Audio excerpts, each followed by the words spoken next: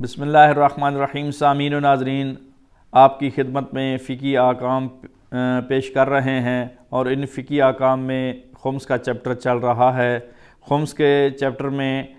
پہلا جس پر خمس واجب ہوتا ہے وہ کاروبار کا منافع ہے، یعنی پرافٹ ہے، بزنس پرافٹ۔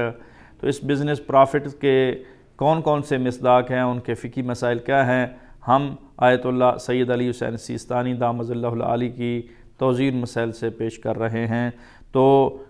توضیح کے مطابق مسئلہ نمبر 1721 یعنی 1721 ہے، اور خمس کے چیپٹر میں پہلا مسئلہ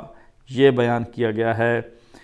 جب انسان تجارت، صنعت و حرفت یا دوسرے کام دھندوں سے روپیہ پیسہ کمائے، مثال کے طور پر اگر کوئی اجیر بن کر کسی متوفی کی نمازیں پڑھے اور روزے رکھے اور اس طرح کچھ روپیہ کمائے، لہٰذا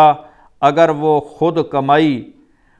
اس کے اور اس کے اہل و عیال کے سال بھر کے اخراجات سے زیادہ ہو تو ضروری ہے کہ زائد کمائی کا خمس یعنی 5واں حصہ اس طریقے کے مطابق دے جس کو ہم انشاءاللہ نیکسٹ پروگراموں میں بیان کریں گے، وہ ہم ڈیٹیل سے ذکر کریں گے۔ تو اس مسئلے کا خلاصہ یہ ہے کہ انسان کو جو منافع حاصل ہوتا ہے، کہ چاہے وہ منافع اپنے کسی کاروبار سے ہو، چاہے روزگار سے ہو، چاہے وہ ایک غریب شخص ہے، ہمارے معاشرے میں سمجھا جاتا ہے کہ وہ روزے رکھ کے لوگوں کی نمازیں پڑھ کر جو مر چکے ہیں، مرحومین ہیں، ان کے اس سے وہ پیسہ حاصل ہوتا ہے، تو وہ بھی خمس ادا کرنے کا حق ہوگا اس کے اوپر، واجب ہوگا اس کے اوپر، لہٰذا اس مسئلے کی روح سے اسے خمس ادا کرنا واجب ہے۔ اور دوسرا مسئلہ نمبر 1722 ہے، اور خمس کے چیپٹر میں دوسرا مسئلہ ہے کہ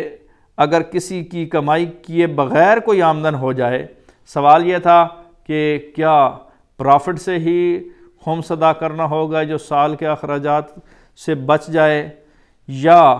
بغیر کمائی والا مال بھی اس میں شامل ہے؟ اس بارے میں مسئلہ بیان کیا جا رہا ہے۔ اگر کسی کو کمائی کیے بغیر کوئی آمدنی ہو جائے سوائے کچھ ان چیزوں کے جنہیں آنے والے مسائل میں استثناء کیا جائے گا،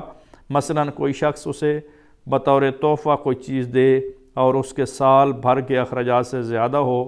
تو ضروری ہے کہ اس کا خمس دے۔ تو لہٰذا بغیر کمائے بھی اگر کوئی منافع مل جاتا ہے